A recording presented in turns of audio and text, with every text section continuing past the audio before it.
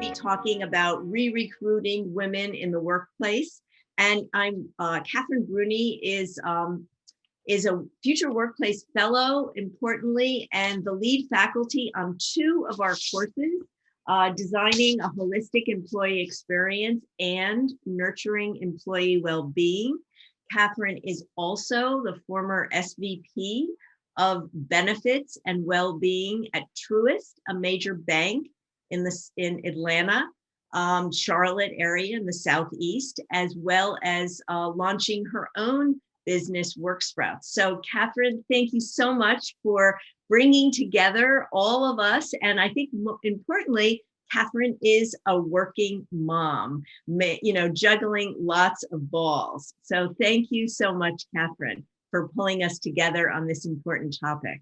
Oh, well, thank you for that intro. I think you're right. My number one job is the 2 people that are outside this door right here. And I think a lot of us can probably relate to that. So thank you for giving us time today to address this issue. And, it's interesting, I think the last 14, 15 months has really put a lot of new, maybe not their old questions, but a new lens on them into a lot of HR shops. And so I think women in the workplace is absolutely one of those that's received some highlighting, and maybe not in a great way over the last year. So Jeanne, you made I think you said this stat in your opening comments, and I think it's a great one. The National Women's Law Center put out a report that said that 2.3 million women have left the workforce since February 2020. And, this is the lowest participation rate for females in the workforce since 1988. And so if you think back, if we all take a minute and think about where we were in 1988, there's a sense of loss for what, the progress that we've seen over the last 33 years. That progress wasn't without some very intentional work. And so I think we're back at the spot where we need to be very intentional about how we think about women in the workplace. And so I'm so pleased to have 2 amazing other women join our panel here who are doing this and have created and built solutions that are meant to help address our female labor force. And so I hope your cameras are on. I'm happy to introduce Tillie Hidalgo Lima, who is the CEO of Best Upon Request. Best Upon Request is a concierge and errand running service. They partner with businesses and with healthcare organizations. And so we'll learn a little bit about their mission and their successful work. We also have Teresa Tanner with us, who is the founder and CEO of Reserve Squad. And so Reserve Squad works with companies to keep their female talent engaged and really leveraged during times when women need to take a break and maybe address family issues. And so we'll talk about how do you kind of bridge that time for them. Teresa is also the former Chief Admin Officer at Fifth Third Bank, which will be part of the story that we'll share around particularly the maternity experience. And of course, Jeanne, love to hear your thoughts as well on this particular topic. And we're actually going to start with you, if you don't mind. So I really kind of want to set the stage here. As I mentioned, the last 14, 15 months has brought a lot of interesting topics to light. I think the humanization of our employees, the rise and kind of the discussion and realization around essential workers. We think about women hold a lot of roles within kind of non-flexible or those essential areas like healthcare, food services, customer service. And so help us really get an appreciation of what's happened and how this issue of women in the labor force has really kind of come to the forefront over the last year. Okay, thank you, Katherine. Well, thank you for flashing us back to 1988, and it's a telling statistic, isn't it? I'm going to flash us back to April of 2020, when what we were all talking about, and I was one of them, of how COVID has accelerated all the existing workplace trends. And in fact, the CEO of Microsoft predicted or said that he's seen 2 years of digital transformation in the last 2 months. And so we were at that point a year ago really talking about the digitization of what we were going through as a workforce transformation. And I think where we are today, we're talking about the human consequences of that massive transformation that we've all lived and experienced, right? And one of the biggest ones has been the exiting of a valuable part of our workforce, our female leaders.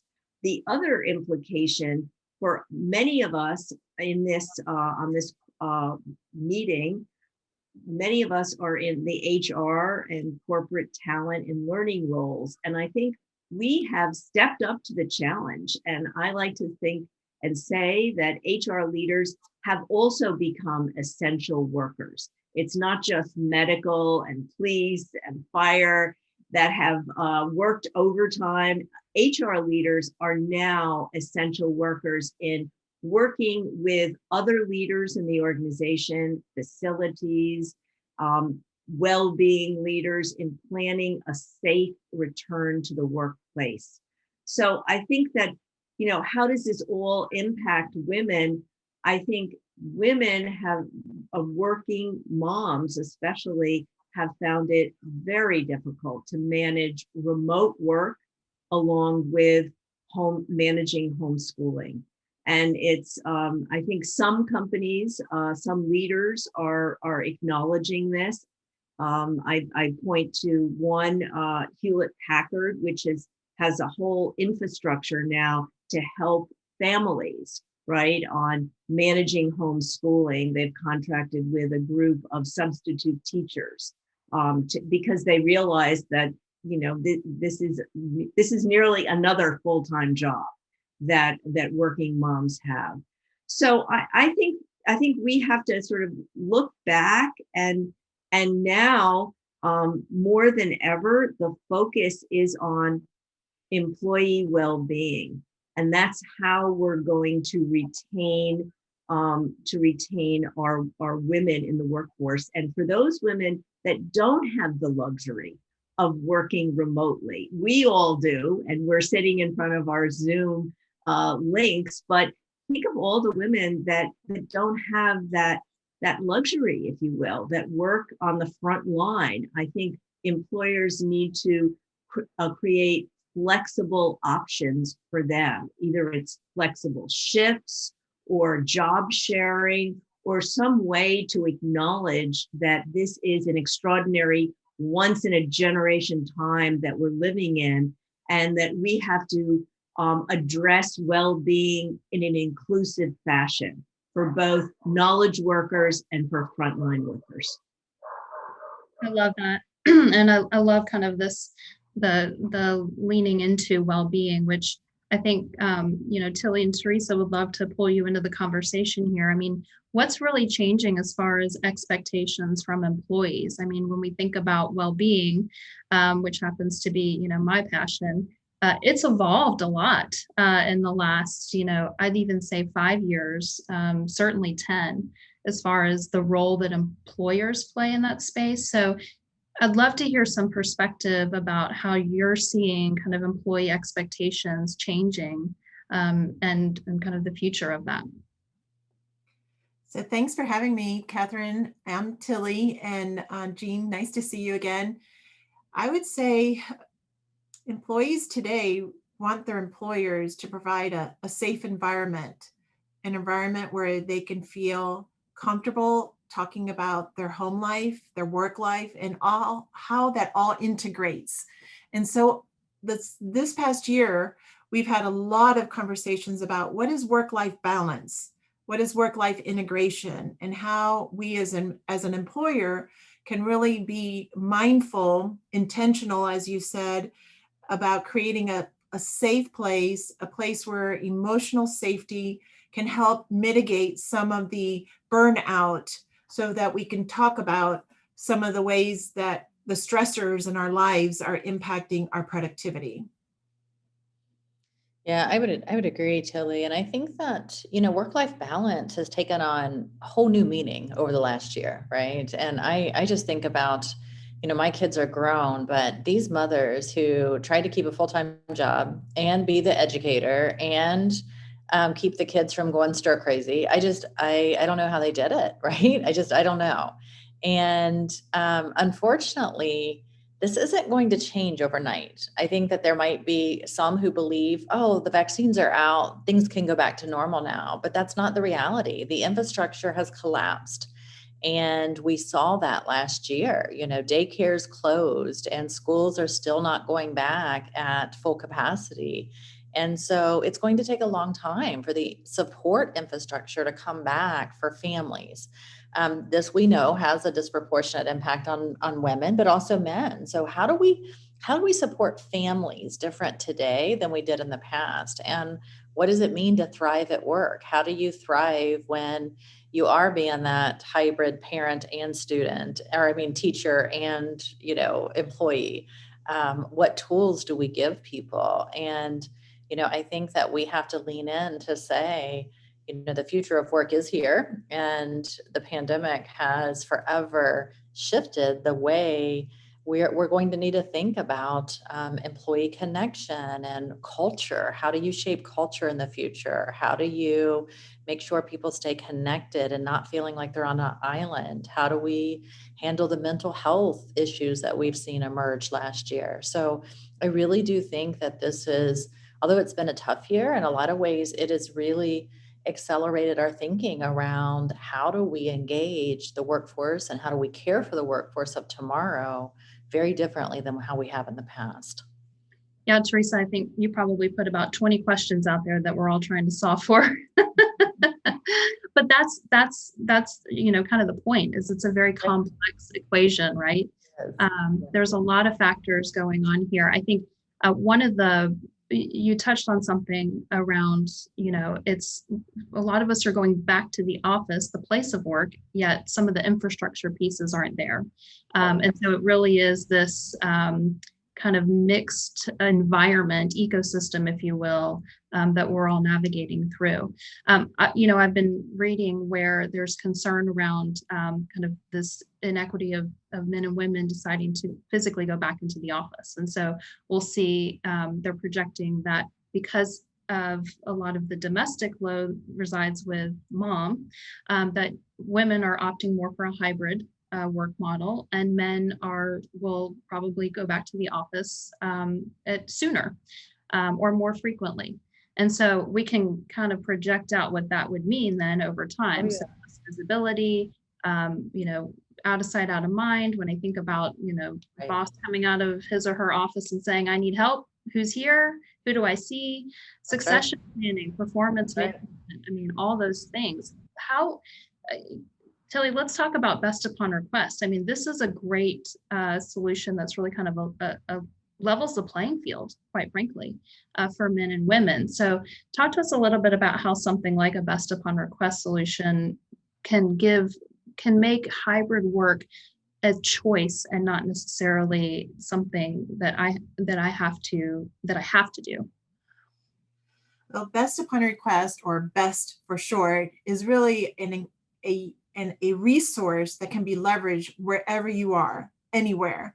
So whether you're at home in your home office or whether you're at the office, you can leverage the services of best upon request. And so the outcome is you're truly present to reduce those personal stressors that are distracting. And you mentioned the workload on women. That's called the second shift. And so today, that second shift is like all day long and at night because of the way that the workload has been. And having a concierge service that supports you, that is provided by your employer, really lets you offload whatever's on your to-do list. And it can be professional as well as personal. And that could be something as, can someone go pick up my Kroger click list, my grocery pickup, and bring it home so that I don't have to get the kids in the car to go pick it up? Or it could be, I need my oil changed. and I don't have time in between Zoom meetings, or planning my child's birthday party because it's coming up and I didn't order on Amazon everything I needed for the theme party, you know? So women carrying this mental load takes up so much mind space because that never ending to-do list is always running. And so when you have a concierge, she or he can manage that household labor that also includes your family. So having a concierge and an errand running service like Best Upon Request is a tangible, meaningful way to get help. And that help is that helping hand that some of our clients, our customers, excuse me, say, this is the wife I never had, or even single moms are saying, this is the husband who takes, my car to get serviced, take it to the mechanic because I don't know anything about my car. And when they're telling me something that I really need, or just telling me because they want me to spend more money. So as a result of offloading that meaningful work that is done by a concierge results in less stress, and with that, peace of mind. And there's been a lot of anxiety in the workplace. I'm a former pharmacist, and I like to say that our service is an anxiolytic. An anxiolytic is something that reduces anxiety, whether it's a medication or whether you are meditating or whether you're letting someone take care of something for you, like any household chores that you may have. So women are feeling more confident and more empowered. Like, my employer cares for me so much that they want me to win when I'm at work and win when I'm at home. And right now that's blended. The home and the work is all in the same space. It allows people to focus. So part of what we're offering is the people are able, especially working moms, able to work when they can. And that might look like after I take the kids to school and in between, before I have to pick them up after school, but it could be after the kids are in bed, they'll be able to plug in.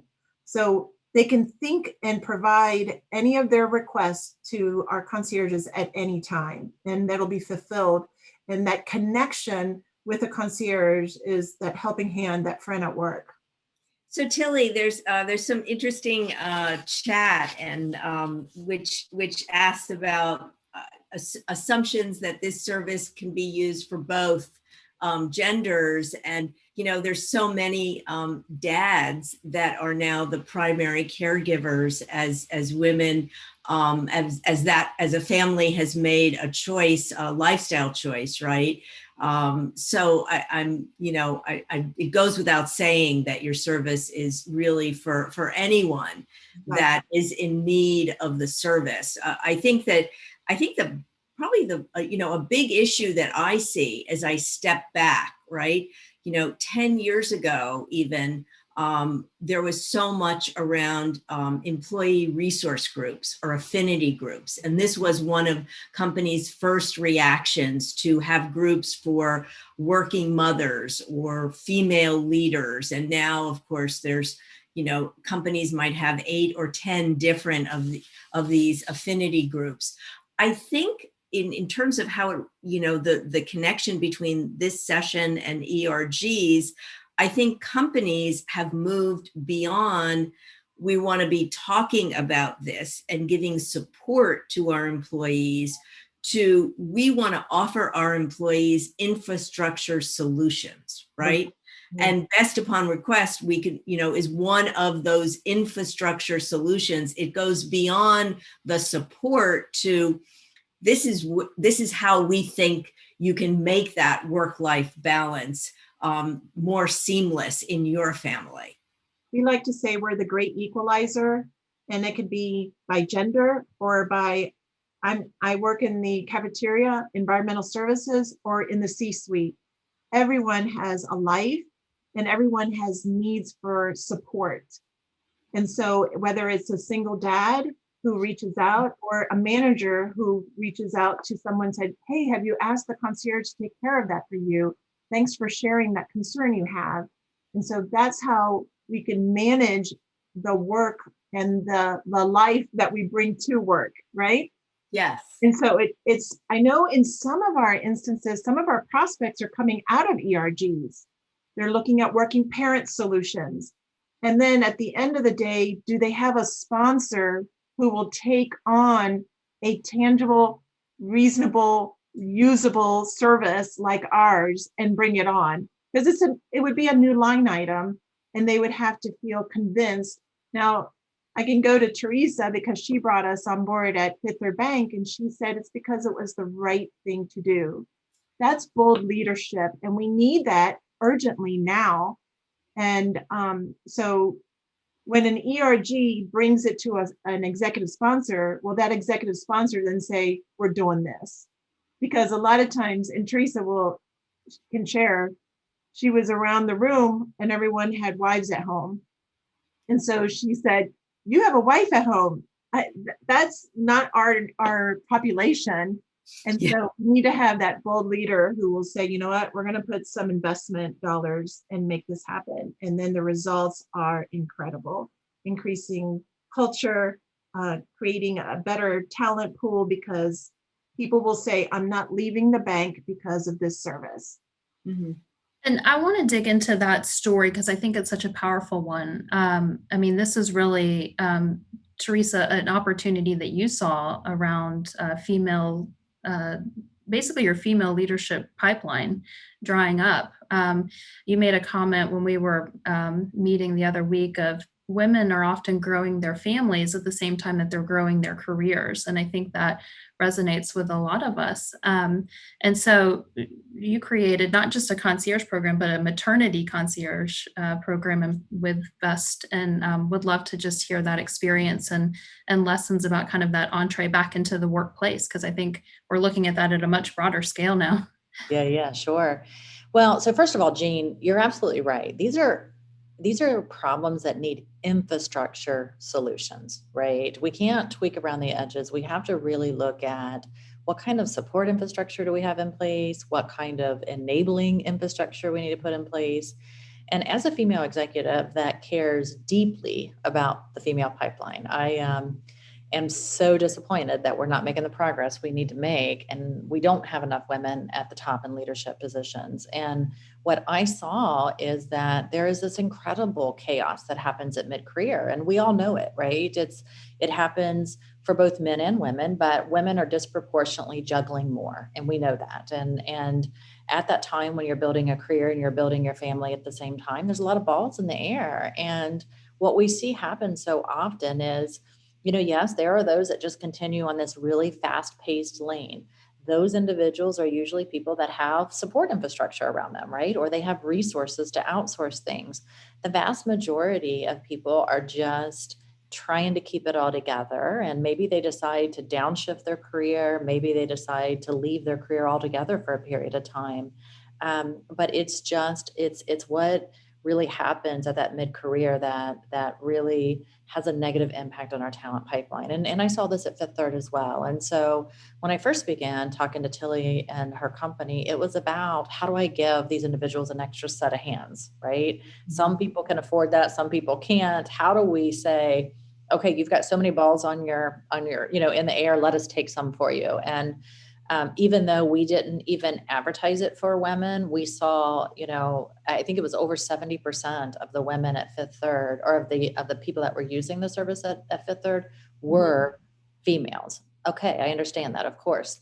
And then we also started saying, okay, what else is going on at that mid-career? And we saw that when women left to have a baby, the turnover rate, the people that left the workforce, was more than double those that weren't having babies. So we saw that as a significant tipping point, that if you went out and had a baby, went on maternity leave, your rate of not coming back was much, much higher than the general population. And I'm like, okay, what's going on here? And as I began to talk to these mothers, not all of them expected that would be the choice that they made. They just didn't know how to manage it all. So again, I went back to this great partner, Best Upon Request, and said, how can we help solve this issue? And then Tillie and I began to co-create what is now the maternity concierge. And we had phenomenal results in the first year, full year. turnover went down by 25%. And what we did was from the day that someone said they were pregnant until the time they left the company, we put that kind of special VIP concierge with that person to walk through the journey, to give them crackers when they were having morning sickness, and to help them shop for strollers, and to help them do thank you notes for their baby showers, to pack in the bag for the hospital, just everything in between. We helped that mother both during that journey and then the 1 year reentry back into the workforce. And it was huge. And it really just taught me that we need infrastructure solutions. I'm still worried about that mid-career chaos. I think we're not actively managing it, which is why I have left my corporate big job, my C-suite job, to work on that infrastructure. And now Reserve Squad is a solution that helps companies stay in relationship with these women that want to step out. So we know that 40% of all women will take a break from their career at some point. 74% of those women want to come back in traditional roles. And if you just from a talent management perspective take both of those statistics, you think, well, why are we not actively managing this talent pool, right? 40% are leaving, 74% are coming back. We're just losing touch with them. So what I do is I help a company insource a marketplace of talent that's made up of these women that want to just pause for a period of time. We keep them engaged with the company, let them know what's going on at the company. We put them on a training platform, and then they're able to bid on short-term jobs. So the company has this on-demand marketplace. And I heard that at the previous session, we were talking about that need, right, for that on-demand talent. Well, instead of going outside and getting that on-demand flexible talent, wouldn't you rather tap into a marketplace of talent that already knows you? They've worked for you. They know your products. They know your technology. And they know your customers. So that's what I'm doing now. And all of this is around how do we equip women and build the infrastructure where women have more choices and we are empowering them to thrive. So whether it's, through great services like concierge services, that's given them extra ability, or my service that's given them extra choice of how to, this whole idea of on-ramps and off-ramps is not a good one, because there's a huge consequence when you go off that road. So let's not let them go off the road. Let's just create another lane and let people weave in and out of their career in a fluid way where they can meet different demands of their family at different life stages. So interesting, Teresa. What percentage are men of your population?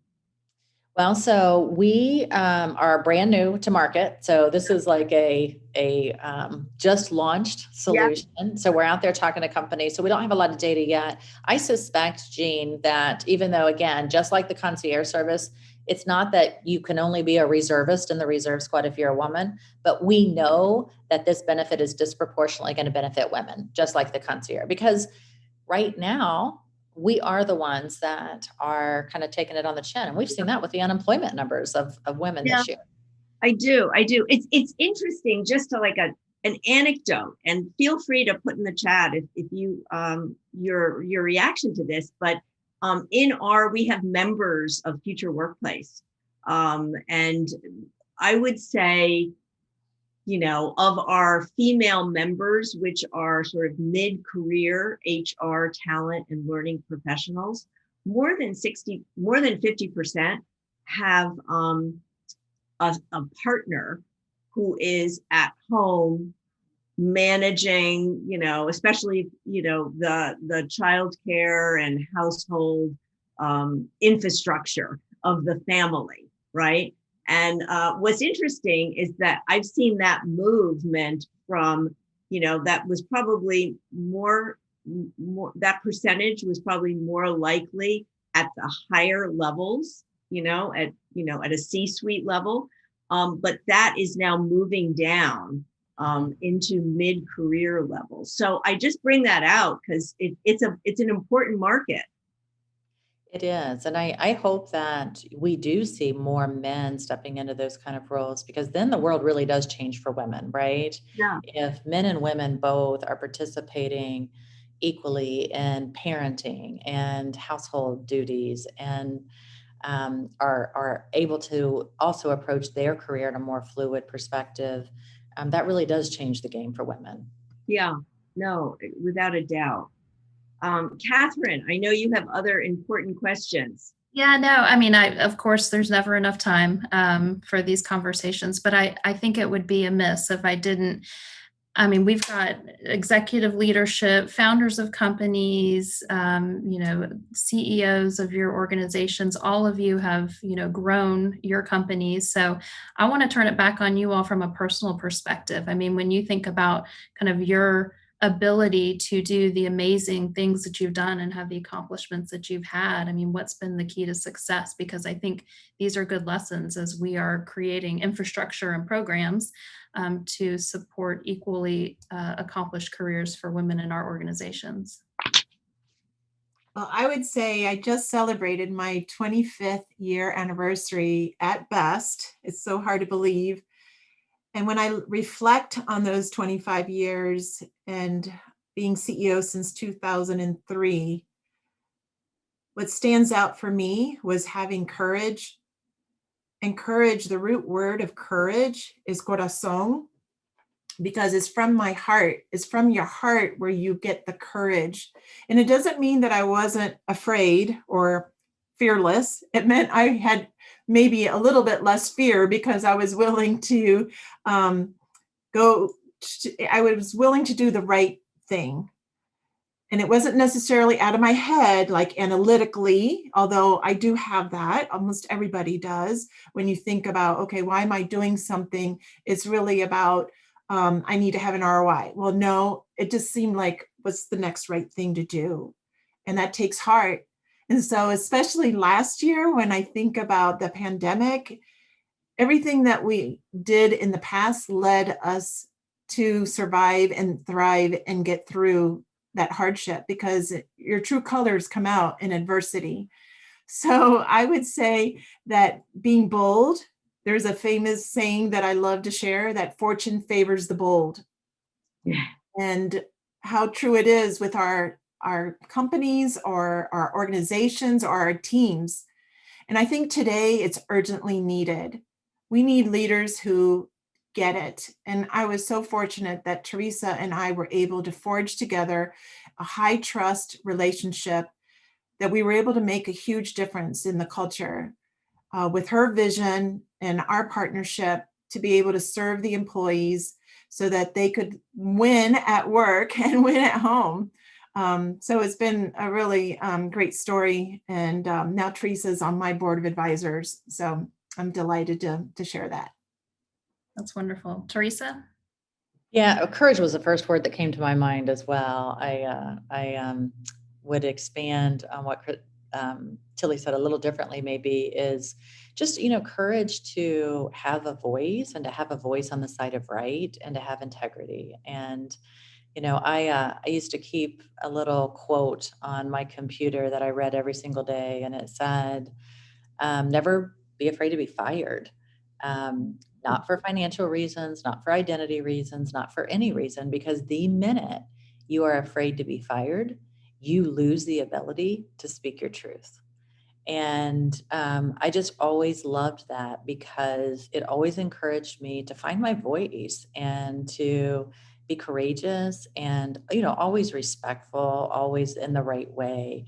But to be bold and challenge the status quo and really help give a voice not only to what I needed for my career, but also be a voice for others and amplify the voice of others. So I really think that for me, being able to find my voice was really important for my career. And it really helped me define my leadership approach to advocating for others and helping drive positive change. I love that. And Jeanne, you want to bring us home? Yeah, no, I think it's very, very consistent with both Teresa and Tillie. I think I would say it's very similar to courage. For me, it's I push myself to be comfortable in uncomfortable situations. So I'm always one to try something new. And I remember when I decided I was going to write a book, way back when I wrote my first book on corporate universities, I had never written anything in my life. So I just when I decided if I saw something that I wanted to pursue, I was comfortable with being uncomfortable in a new situation. So I guess that's the theme of being courageous and finding your voice and sticking with it. And how about you, Katherine? Yeah. I'm not supposed to answer the questions here. But So I think, all of yours definitely ring true. I actually was going to wrap it together with one thing that I think has helped my success is having an incredible network, and being having sponsors and sponsoring other women too, and men. I mean, some of my best sponsors have been men who have pulled me up, pulled me into uncomfortable situations that I've had to do something I've never done before, and I've succeeded. And so I think as organizations, we can find ways where we can, spotlight women in ways that they show courage, boldness, and I think that we all have a responsibility to do that for other women too. Well, thank you all. I appreciate hearing your thoughts. I know we could continue this conversation on. I think just thinking about the cultural pieces, what we can do individually to support women in the workplace, but also as organizations, putting in infrastructure. Both sides of those equations are equally important to make sure that women feel like they have a place in the organization and are supported. And Teresa, I love the thought of it doesn't have to be one end or the other end of the spectrum, that really we can create something in the middle too. And we have to be bold and think about new ways to solve this. So thank you all for your participation.